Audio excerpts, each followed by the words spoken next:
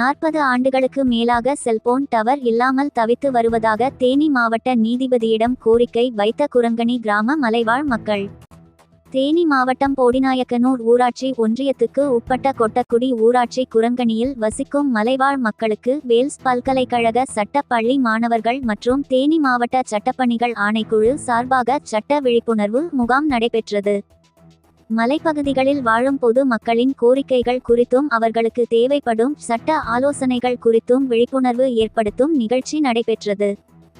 இந்த நிகழ்ச்சியில் தேனி மாவட்ட சட்டப்பணிகள் ஆணைக்குழு செயலாளரும் மாவட்ட நீதிபதியுமான பரமேஸ்வரி கலந்து கொண்டு குழந்தைகளுக்கு ஏற்படும் பாலியல் துன்புறுத்தவர்களில் இருந்து எப்படி தற்காத்துக் கொள்வது, மாணவர்கள் போதை பழக்கத்திற்கு ஆளாகாமல் தடுப்பது குறித்தும் அப்பகுதி மக்களுக்கு எடுத்துரைத்தார்.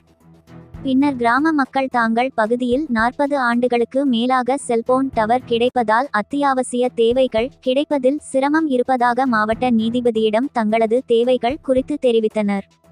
பின்னர் மலைவாழ் மக்களின் கோரிக்கையை கேட்டுக்கொண்டு அதற்கு தீர்வு காண நடவடிக்கை எடுப்பதாக மாவட்ட நீதிபதி பரமேஸ்வரி தெரிவித்தார்.